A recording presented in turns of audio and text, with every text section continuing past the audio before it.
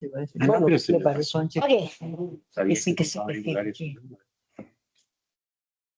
What? Bueno, hoy yo esperaba que estuviera lleno, la verdad, pero bueno, tranquilidad. Bien, porque tenemos para rato, mes de mayo, África Vive, ahí nos dejaron información, hay una página web, tenemos actividades todos los días, no sé, es un sin parar. Esta es una reunión del Club de Lectura muy especial porque, bueno, ¿eh? ¿Ha empezado usted? Y hoy está. Ay, que lo está transcribiendo, señor. Pensaba que era un comentario del chat. Entonces, es una reunión muy especial porque es el mes de mayo, el mes de África Vive. El Día de África es el 25 de mayo y la adelantamos un poquito también para coincidir con el tema de la presentación del juego de Kabila. Y le pedimos a Pedro, que es el traductor de la obra que nos toca comentar hoy, que es Los días vienen y pasan de Emily Boone, que estuviera con nosotros. Se ha venido desde Tenerife, se queda esta noche, así que podemos estar un ratito con él y disfrutarlo. Y bueno, que hay actividades todos los días, que se informen. Este sábado hay moda, el sábado que viene hay gastronomía y en medio hay un montón de cosas más, ya les iremos informando. Bienvenido Pedro, bienvenido todo el mundo. Yo creo que podríamos empezar. Bueno, primero que nada, no tenemos mucho tiempo, señor. Esto va a ser un poco loco. Sí. Vale. Primero que nada, una rondita rápida para ver el libro, si pudieron terminar, lo que les pareció. Y luego ya, campo libre a Pedro, a lo que quieran comentar con él y lo que él quiera comentar con nosotros. ¿Vale? ¿Quién empieza?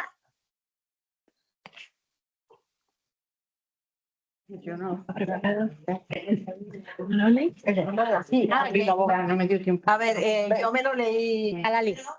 Es verdad que se ve que es una novela, quiero decir, en el tiempo es más actual que las otras que nos hemos leído, porque las otras pues hablan del mismo, la influencia que ha dejado sobre los pueblos en África, ¿no? Y entonces en este hay otras preocupaciones que son como más de una novela actual, ¿no? Sí, es verdad que hace una reflexión a las monjas cuando cuidan a su madre, que les intentan meter un tipo de vida, ¿no? Establecer. Y nada, me pareció interesante el punto de vista. No, pues lo que iba a decir es que cómo las madres tienen que abandonar a sus hijos o a sus hijas para que puedan prosperar, porque si permanecen con ellas, pues van a vivir en la misma de miseria, ¿no? Eso me llamó la atención, que tengas que abandonarla, dejarla en manos de alguien para que puedan mejorar su condición. Vale. Gracias, Lali. ¿Alguien más por aquí? Sí, yo me lo leí también. Me pareció que me gustó la forma de plantear el discurso del libro, es decir, a través de la mujer que ya estaba muy enferma y un poco ida. Me pareció curiosa la manera de relatar la historia, ¿no? Y por otro lado, también me pareció importante cómo la gente se mete en el terrorismo y tal, provocado por situaciones, por sus carencias, sus ambientes, su trayectoria en definitiva, que no es algo, que es algo que hay que tener en cuenta. Y luego al final fue un poco duro. El libro muy fácil de leer, muy claro a la hora de expresar las ideas y el relato, pero al final era porque la gente conocida, ver qué es lo que pasaba, ¿no? Ahí da igual al que van a matar, da igual, van con el burka, van cubiertos, no saben, da igual. Cualquiera. Sí, una persona que es tu amigo y de repente desaparece porque cambia y se convierte. Pero lo llamativo también, que no era gente de los barrios más peores, ¿no? Sino era gente que tenía estudios, que estaban en el colegio y que sus familias aparentemente, menos la que se salva, ¿no? Que es la que va contando. Ese capítulo es terrorífico, ¿no? Como va contando todo al detalle, de todo lo que pasaba, de toda la situación. Eso es, la verdad que eso me impresionó. Eso y otra cosa, la poligamia al final ella la acepta. La de ella, la de la otra señora y la de su criada que la tenía ella, que al final también se descubre. Es decir, ella no es una poligamia al uso, pero ella la acepta, porque acepta al marido, ella es la esposa, no se separa porque se lo dice la otra, tú no te separas, deja que las cosas corran, y ella lo acepta, es decir, por tanto acepta la poligamia. ¿Algún otro comentario por aquí en la sala? A mí lo que me llamó la atención es decir, a mí me faltó un par de páginas por leer, es decir, cómo ella mantiene, es decir, ella hace una crítica a todo ese mundo, ¿no? Cómo le intentan evangelizar, todo ese tema, ¿no? Pero sin embargo, en todo momento se hace llamar Ana y la llaman, es decir, a lo mejor ahí... a lo mejor alguien puede pelarme a alguien, ¿no? Incluso también. A mí me llamó muchísimo la atención, incluso como la propia comunidad también la llamaba por ese nombre y no por su nombre. Sí. Sí. Eso me llamó muchísimo la atención, es decir, cómo eran, es decir, cómo ha sido escrito en los capítulos separados por el nombre de Ana, pero incluso su propia comunidad no la llama por el nombre de su comunidad, sino por el nombre francés o el que le puso a la monja inicialmente, ¿no? Y eso a mí me llamó muchísimo la atención. Yo creo que es un detalle autobiográfico. A ver, ella se llama Marie-Ange Boom y su nombre de pluma es Hemle, que quiere decir ataca, vence. Su hijo, curiosamente se llama Maxi. Maxi le dice que por qué ese doble nombre, cristiano y no cristiano, y ella no sabe contestar tampoco el por qué. Pero bueno, ya después comentaré. Vale. Ella le cuesta mucho salir de Buissy, ¿no? Pero cuando sale del todo y se mete en Ana y se queda en Ana hasta el final. Sí. También hay que entender que las monjas le dieron, quiero decir que pasó mucho trabajo, pero fueron las que le dieron la oportunidad de progresar, ¿sabes? Pero ella también hace crítica a eso, Sí. eso es lo que me llama la atención. Pero se lo agradece, se lo agradece. Mundiante. Sí, eso también. Sí, bueno, Sí. A cuerpo gentil. sí. Bueno, pero eso... Y la figura de la señora que la cría, porque no es la abuela, pero que esa forma... Abaya, sí. Aguaya, pues también es una imagen, una figura que siempre está ahí. No se enfada con ella, no le dice, sino siempre está ahí acompañándola.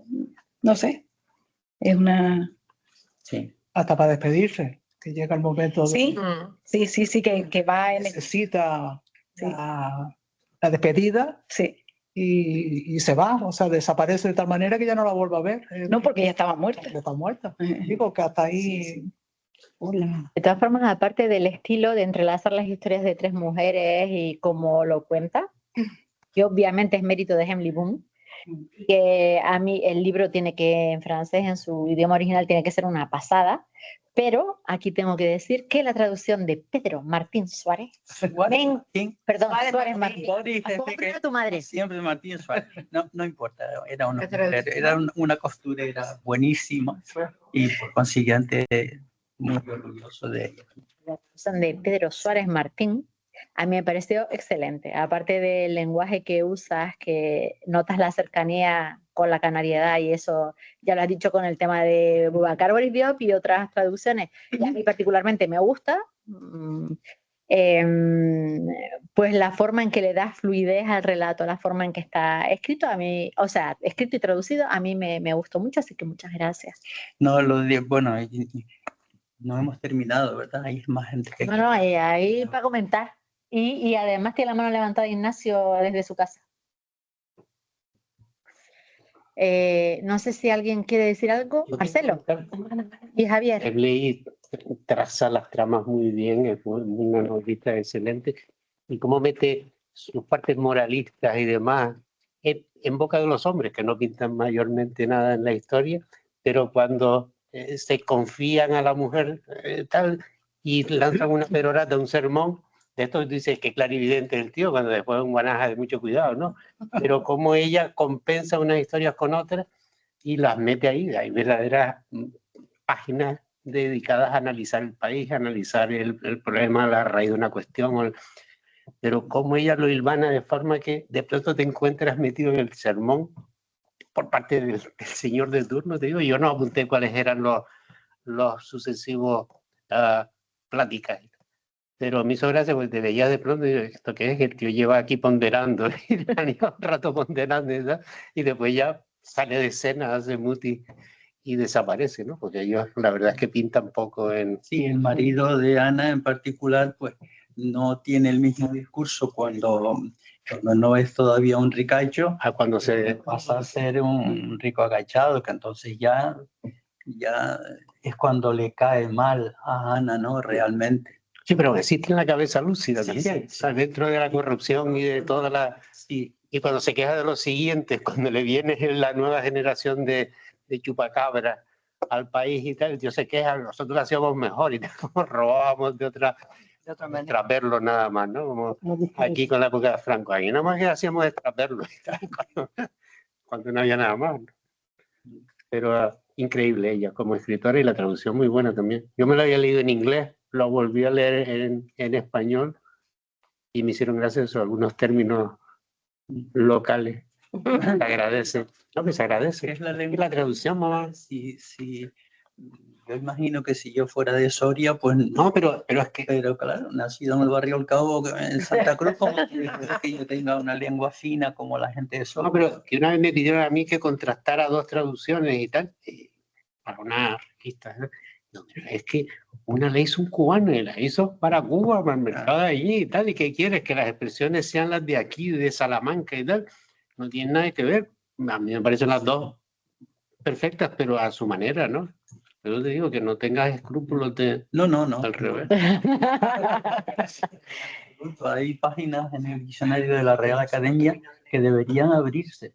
No tienen marecía, por ejemplo, ¿no? Marecía, que es una palabra muy bonita, pero que además significa algo que en francés sí existe, es el embrun.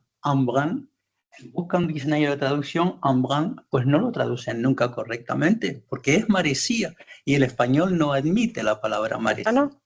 No está, No está, la RAE no lo tiene. Ay, yo me creí que no, que va. No está, porque eso va. también Claro, es muy bonita, pero parece. la lengua está viva, Parecía. la academia va en varios... Yo que vivo al borde de la marea. Porque la lengua es viva. En la Canaria, en la Academia Canaria, supongo que sí está. Sí, claro. Los canarismos. No, tenemos un académico de la lengua que se llama Manolo Torres Estinga, un compañero de instituto que ahora es de la Academia Canaria de la Lengua, pero que no se llama Academia de la Lengua Canaria, no se llama Academia Canaria de la Lengua.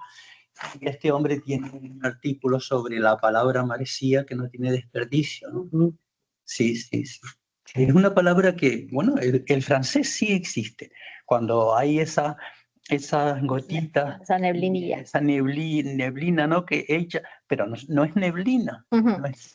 Neblina también es en tierra, no solamente en mar. Y nosotros tenemos eso de la marecía que termina por estropear los metales de la gente, oxidar y tal. Esa marecía, pues es una palabra, están tardando en admitirla a la ley dentro del... Pues no lo tienen. El diccionario de la RAE está escrito en castellano. Bueno, yo no lo había oído. Marcelo, tú que tenías la mala. No, pero marisma es otra cosa. No es la misma palabra. No. Bueno, yo voy a ir lo más deprisa posible. Estamos conociendo África, pero también nos ayuda a conocernos a nosotros mismos porque nos lleva a observarnos los problemas que Abdoulaye Cissé tenía en África, en Madrid, pues nosotros, como estamos acostumbrados, no los ponemos en tela de juicio. Entonces yo, lo más rápido posible, quería hablar del matrimonio. El matrimonio es un problema universal de la civilización de la época en que vivimos. Tiene que haber o crearse una cultura nueva donde los usos sociales sean más armoniosos y más felices para las relaciones sentimentales. En nuestro país es destacable el trabajo de calidad laboral que crea el matrimonio. Jueces, abogados, mediadores familiares, asistentes sociales. Psiquiatras, ya ves. Psicólogos. Los matrimonios duran menos que las motocicletas de segunda mano. Afortunadamente. Al coste emocional que llevan los divorcios está el coste económico que empobrece a las familias, El matrimonio es un problema público de primer orden y un siniestro grave para muchas mujeres. Según el Instituto Español de Estadística, varias decenas de mujeres son asesinadas todos los años por sus maridos. Equivale o viene a corresponder a una por semana. En el año 2024 hubo 34.684 mujeres que fueron víctimas de violencia de género. Pero estos miles de mujeres es una cantidad pequeñísima, porque la mayoría la mayoría de los malos tratos pertenecen callados y ocultados. Luego después tenemos que tener en cuenta también las familias desestructuradas. Las familias desestructuradas están menos registradas porque se le presta menos atención social. Luego también tendríamos que tener en cuenta las familias monoparentales, que corresponden en su inmensa mayoría a las mujeres.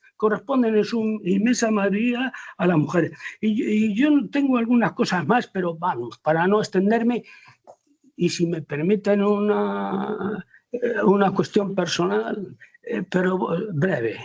Y perdonen el atrevimiento. Yo me quedé viudo hace unos años.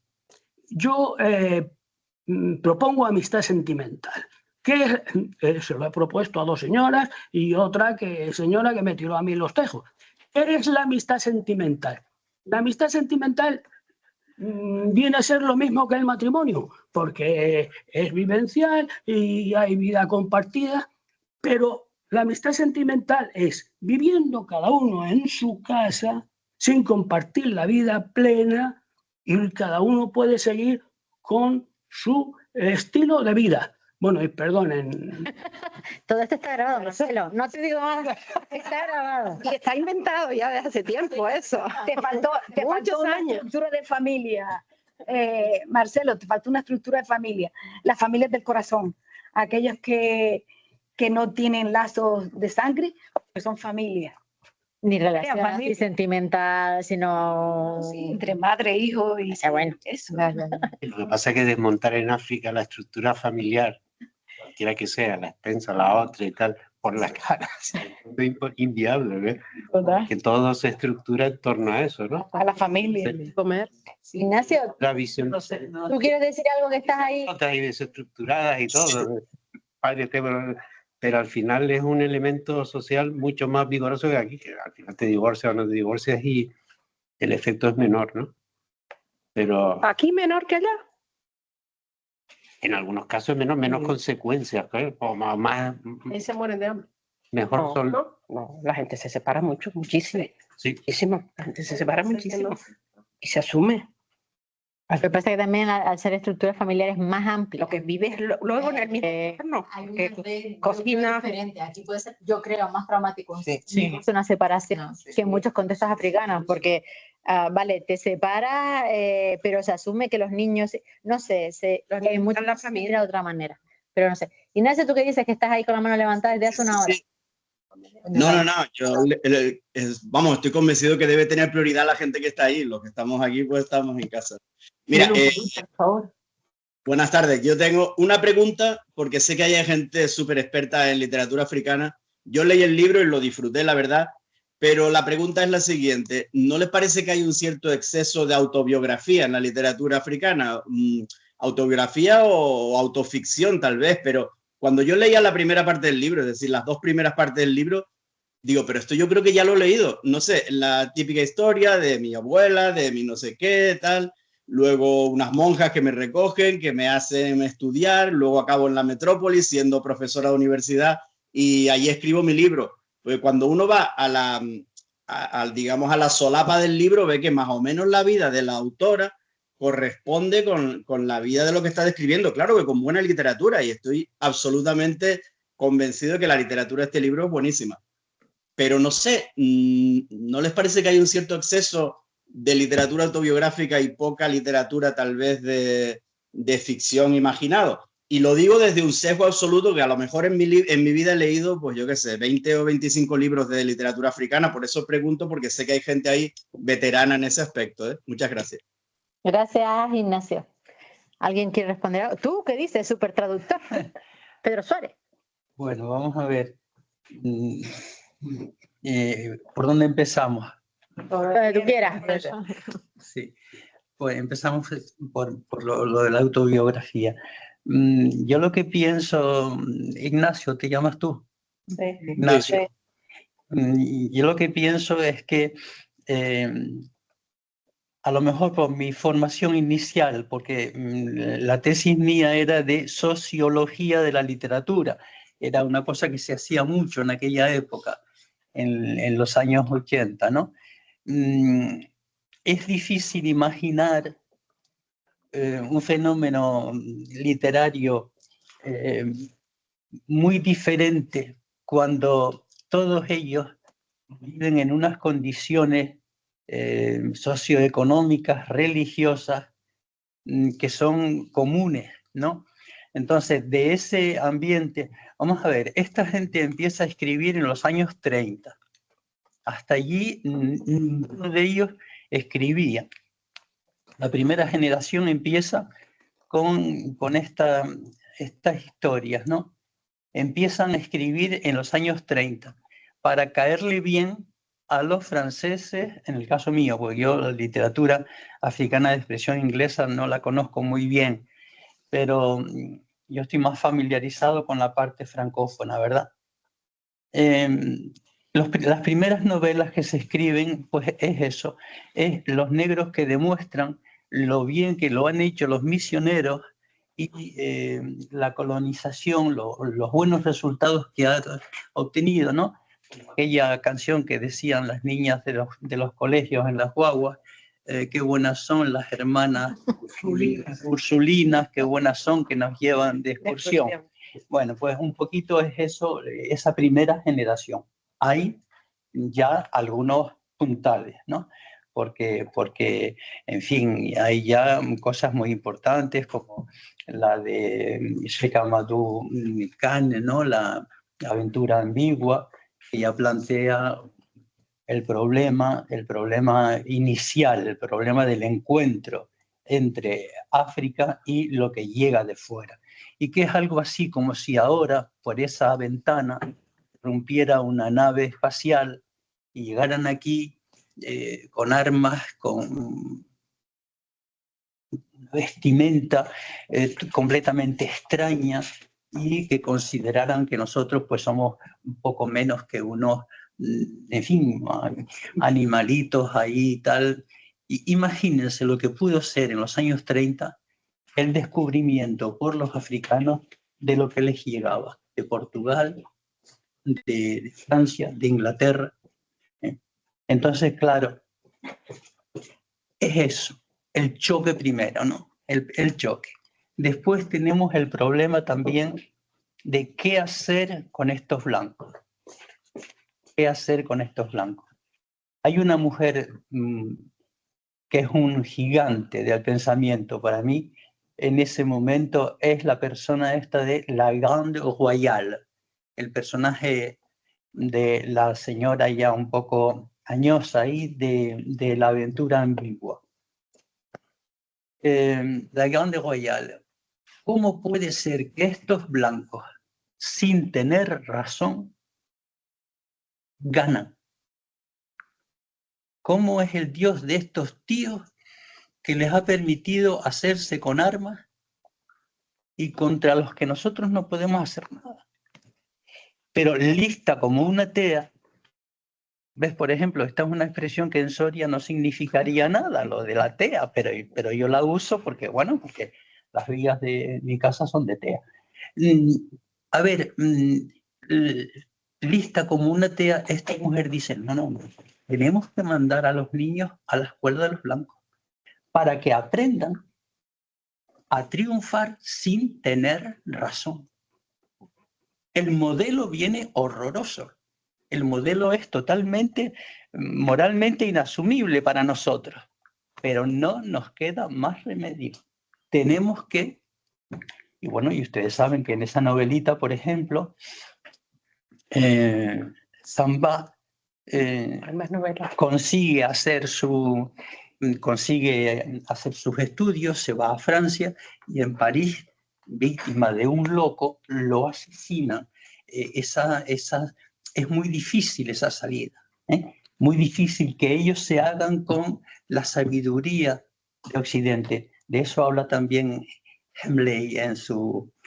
Ana habla de eso. Ana llega a decir, vale lo nuevo que se olvide lo antiguo. ¿Sí? Lo que aprendemos en la escuela de estos blancos vale la pena y vale más que lo que nosotros tenemos que perder, que sacrificar en el conocimiento. Eso exactamente en esos términos se expresa Ana, ¿no? la mujer esta.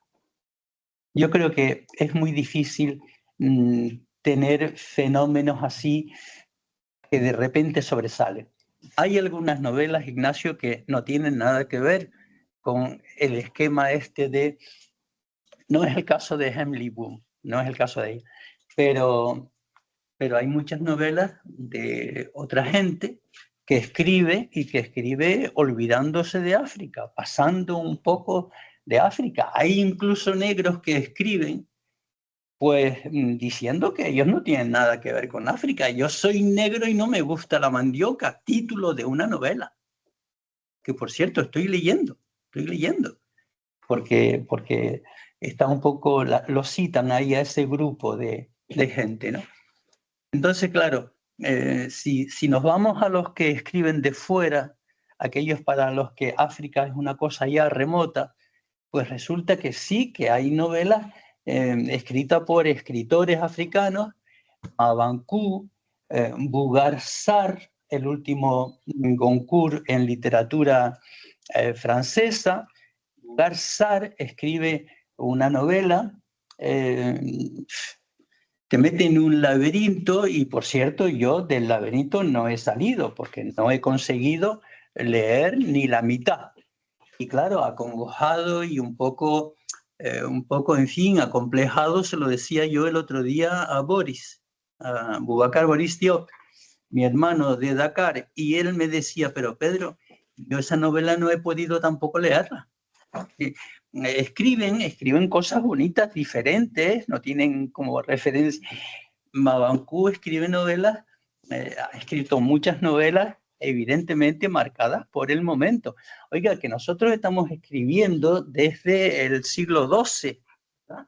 Estamos escribiendo desde el siglo XII. Ellos empezaron a escribir en el siglo XX, 1930. No busquemos una variedad literaria, una amplitud literaria como la que tenemos en los miles y miles de libros que hemos escrito y antes del Quijote y después del Quijote. Bueno, y estando en Las Palmas, yo soy de los que piensan que Fortunata y Jacinta primero y el Quijote después. Fíjense, lo digo porque lo pienso de verdad.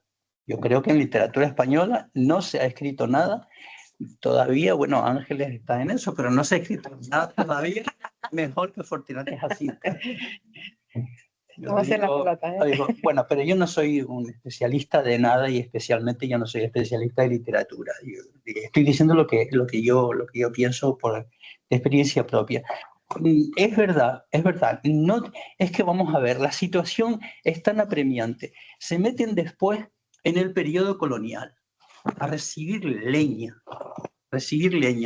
Se les prohíbe que hablen sus dialectos, sus lenguajes, se les prohíbe. Se les prohíbe. Y sobre todo, si alguno se sale de la fila, saben lo que se hace, ¿no? Desaparece. Después vienen las independencias.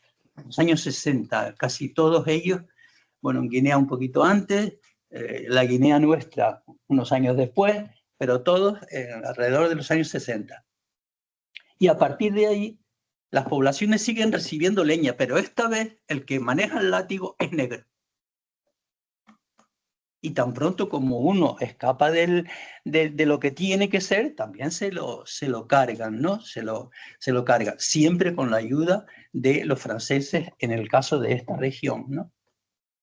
La lista de asesinatos directamente por la policía o el ejército francés, o bien con negro por ahí, dado por ellos, la lista es enorme, ¿no? A mí el que más pena me da es el último caso así como muy notorio, que es el del muchacho este de Burkina Faso, ¿no? Thomas Sankara. Tom Sankara, sí, que lo asesinan simplemente porque el hombre lo que quiere es repartir mejor lo poco que hay. Entonces eso suena a comunismo en París. Por consiguiente, hay que asesinarlo, hay que matarlo. ¿Cómo quieren ustedes que una mujer como Emily Boom ignore la historia de su país? Ese país curiosísimo, 250 lenguas habladas en Camerún, 250. Un silencio sobre todo lo que se ha hecho a partir de la independencia, porque el primero que escribe o el primero que habla o a la cárcel o desaparece. Entonces, la presión es muy fuerte, es muy fuerte.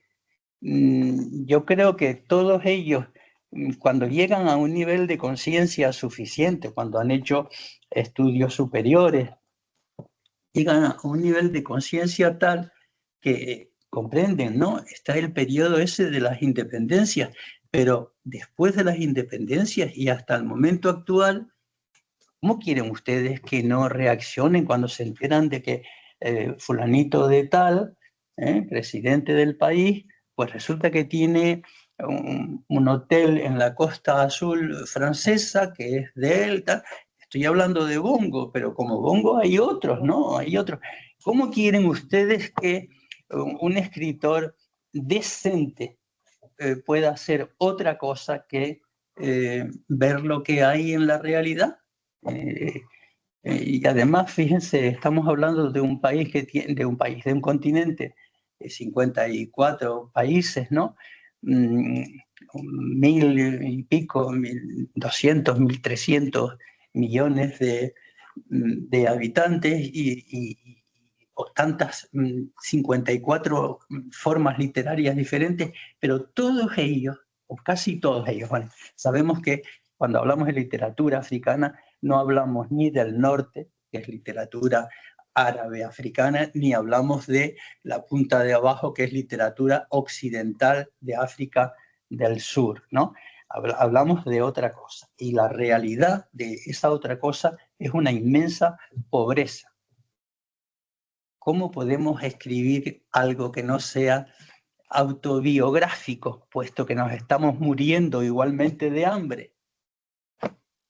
¿Por qué se va la clase media del libro que hemos leído? ¿Por qué se va a tirar a los brazos de Boko Haram? Boko Haram, libro maldito. Boko es book, y Haram, que no se puede tocar.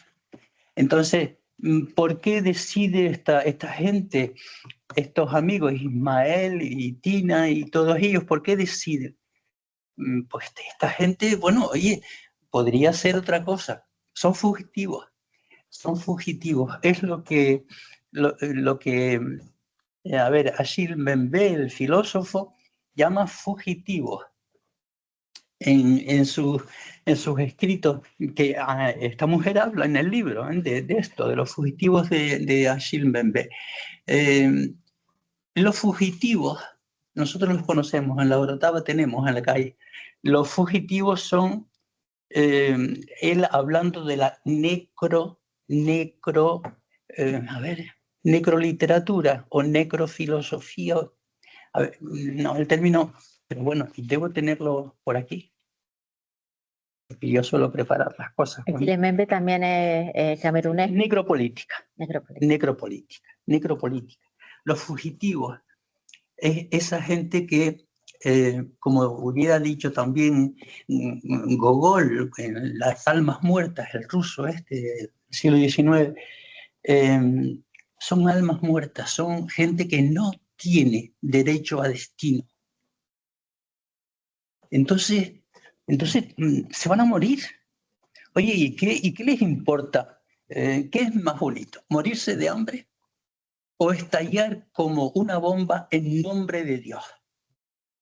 Porque lo que se decía antes del matrimonio,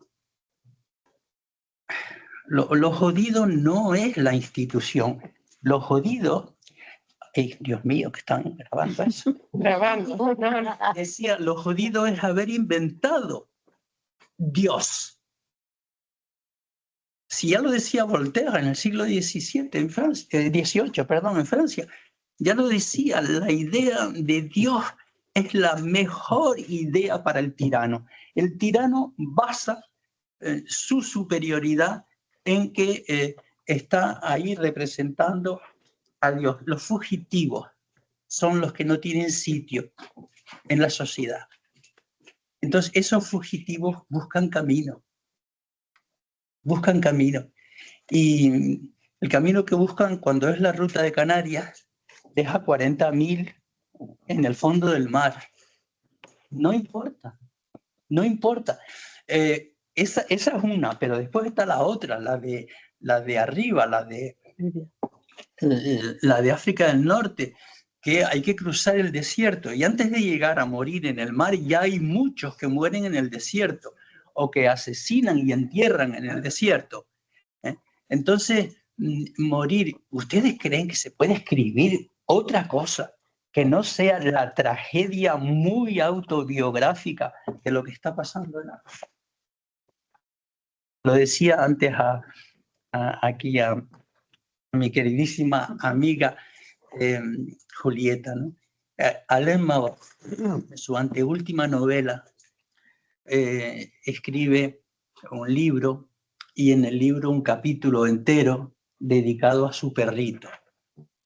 Alain Mabancou, que es del Congo, pero que está en la UCLA, en Estados Unidos, viviendo bastante bien. Un capítulo entero, pueden verlo, yo no estoy inventando nada, dedicado a su perrito. A los paseos por el campus universitario, por la ciudad, con el perrito y tal. Y durante ese tiempo estaba viendo la ruta de Canarias. Ahí estamos meando fuera del cacharro. Está escribiendo una novela que es más suave, que no hace falta tener el alma encallecida para poder aguantarla, pero está meando fuera del cacharro. ¿Cómo puede usted estar escribiendo esta cosa del perrito, que a mí me gustan mucho los animales, pero yo no tengo tiempo para estar escribiendo esto cuando gente de mi color y de mi raza resulta que está intentando huir, esos fugitivos que están intentando, fugitivos porque no tienen sitio, porque la clase pudiente en estos países de África no se interesa por ellos. No les interesa para nada lo que está pasando con esa gente joven. Es sálvese quien pueda. Yo tengo perras, pues las tengo y se acabó. Y entonces, oye, denunciar esto. Cuando me enteré de que iba a venir a estar un ratito con ustedes aquí, llamé a Hemley y me dijo, le dije, Hemley, te llamamos ese día y para que por lo menos des un saludito ahí a la gente y tal. Le dijo, no, porque estoy en Abiyán, en el Salón del Libro. Sí, el Salón del Libro, no puedo. Pero entonces yo le dije, venga, pues suelta tu mensaje y yo lo transmito. Entonces, lo que ella considera como importante en su novela, hay dos cosas que considera como muy importantes. La violencia la violencia, que está presente en casi todo el libro, porque es violento tener a una madre que se está muriendo y al mismo tiempo tener que estar resolviendo los problemas conyugales, ¿no? De su matrimonio, de su separación, de los cuernos que ella tiene que aguantar porque se los pone el marido, pero cuando pasa al revés, pues entonces el marido la echa de la casa, en fin, ese tipo de cosas. Todo eso es violencia. La violencia después, en la segunda parte, la violencia con los chicos en la segunda parte, ¿verdad?, de la novela. La violencia. Y después no te olvides de decirles que es un libro que tiene que ver con el amor. Con el amor. La traición también, pero el amor. Hay mucho amor en esta novela.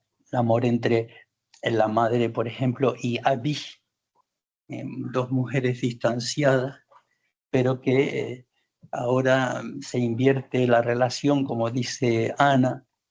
He tenido que llegar a ser vieja para saber lo que es una madre.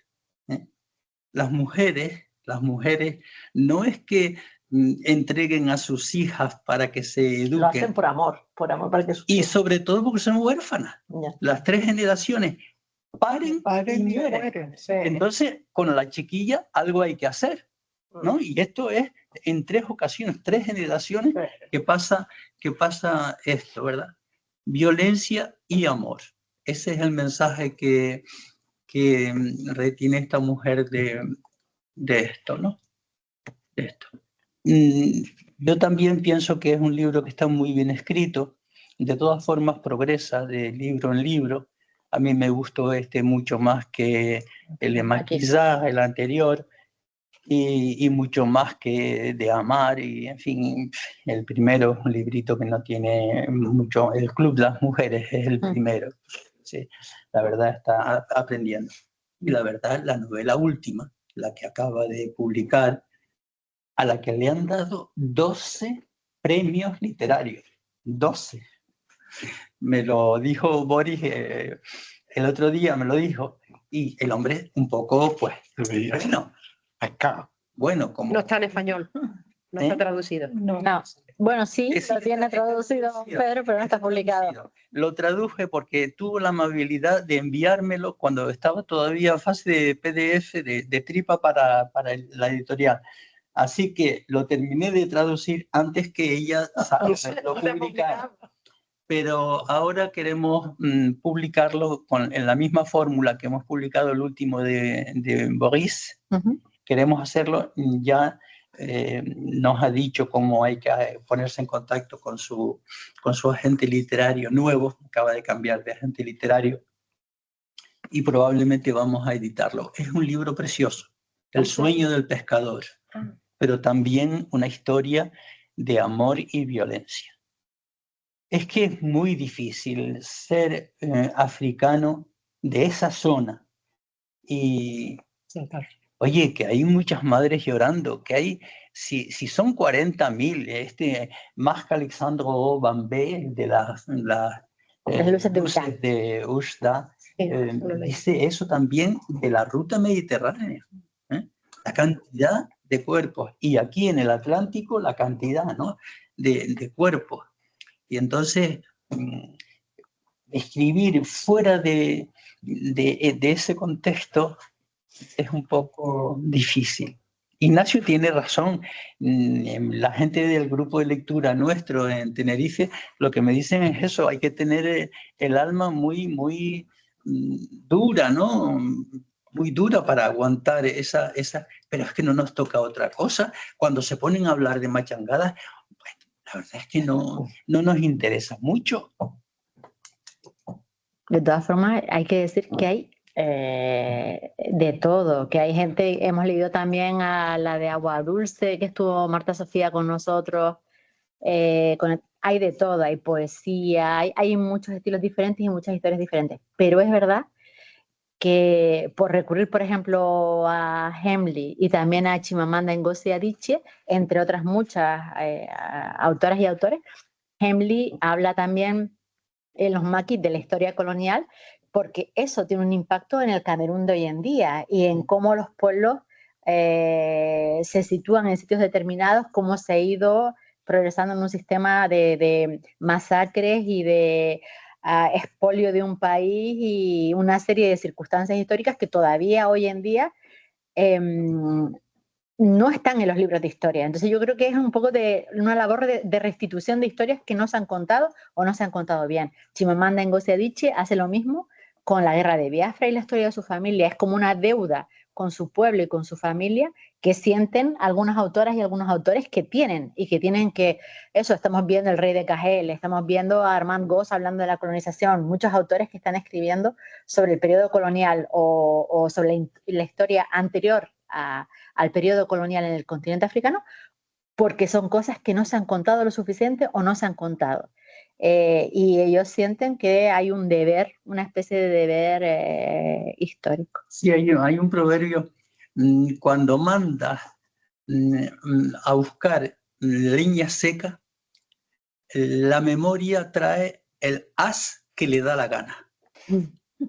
Entonces, claro, aquí cuando piensa, se le ha hecho el reproche, he leído un reproche de alguien al texto que hemos leído, porque ¿cómo es eso que se abarca 50 años de historia? ¿Verdad? Es decir, la juventud de Ana y la juventud de Tina hay 50 años por medio. Entonces se habla de la época de la independencia y al mismo tiempo, alguien lo decía al principio, se habla también de la época contemporánea. La segunda parte es de la época contemporánea, ¿no? De la época de Boko Haram.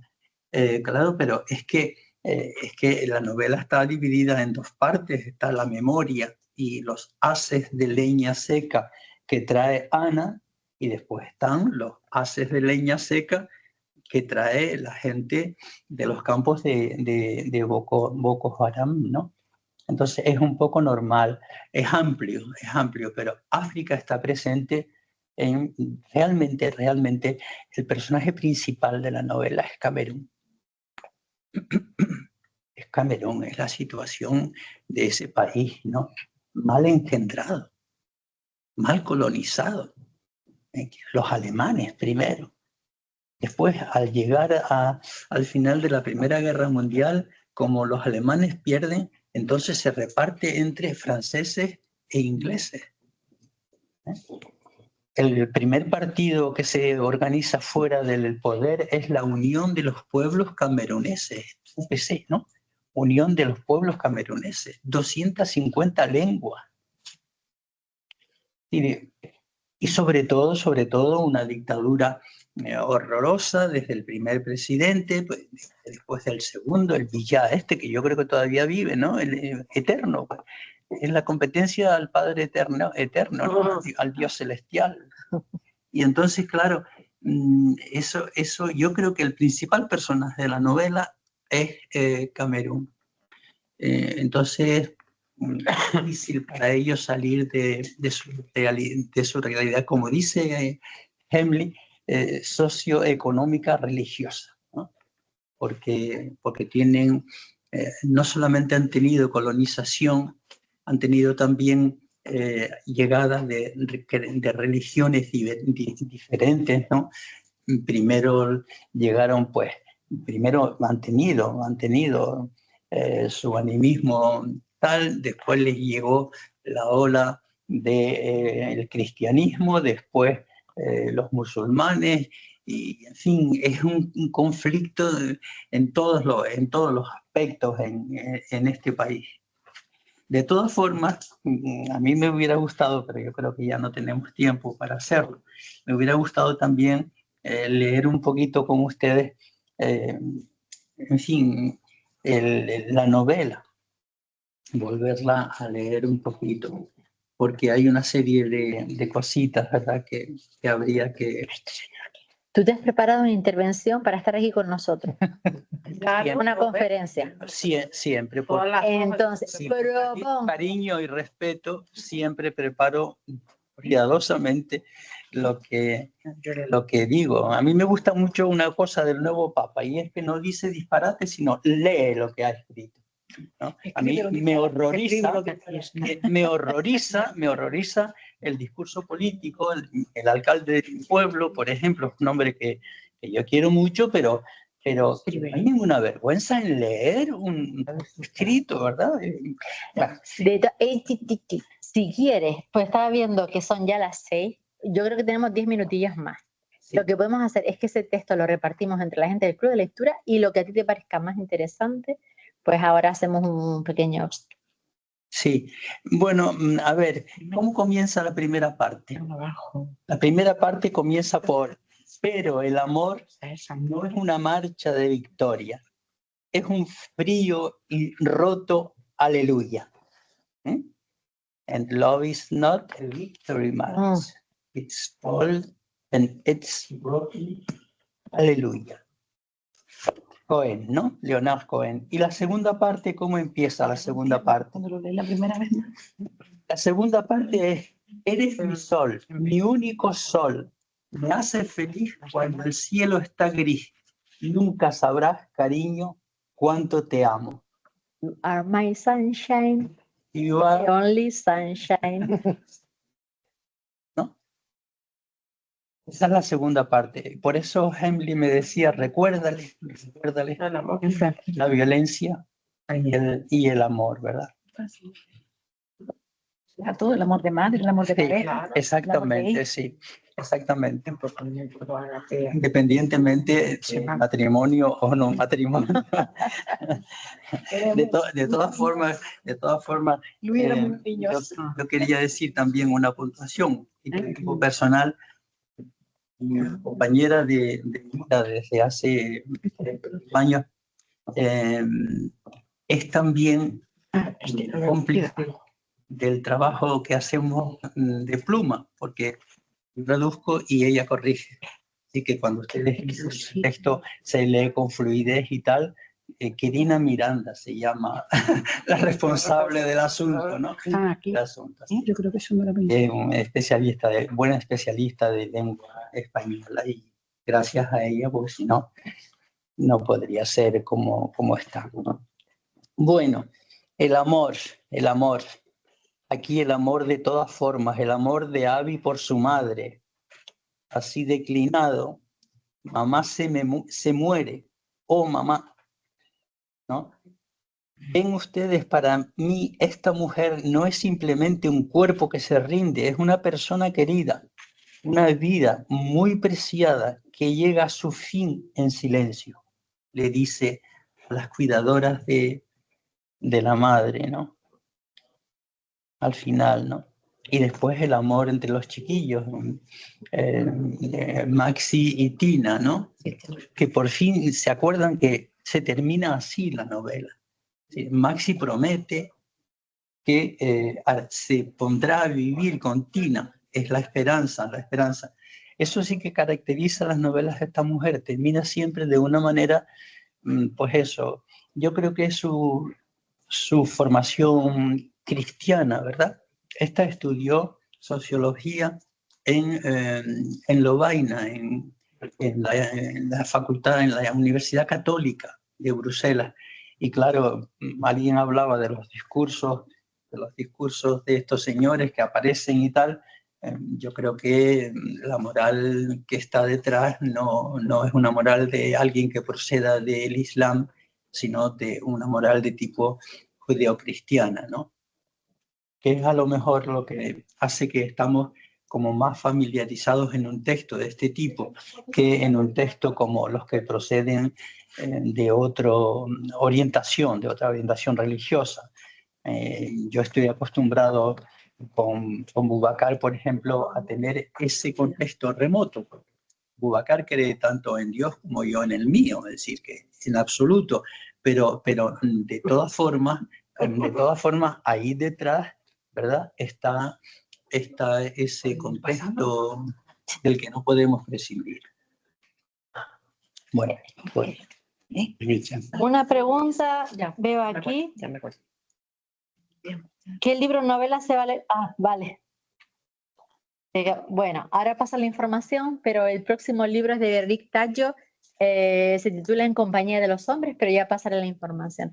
Hay gente esperando a la puerta para el juego, entonces pasamos tu texto, jugamos un rato. No, el texto este no está, Angie, yo lo dejo, pero el texto no está para un ejercicio literario. Yo no sé, por ejemplo, no lo ha leído Quirina. Yo sigo teniendo mis fallos porque yo hasta los 38 años, desde los 8 hasta los 38, funcioné en francés. Y por consiguiente, cuando escribo un texto en español, todavía es un texto que siempre tiene sus problemillas. Entonces yo lo dejo por información, pero por favor, sean indulgentes porque habrá un montón de problemas, ¿no?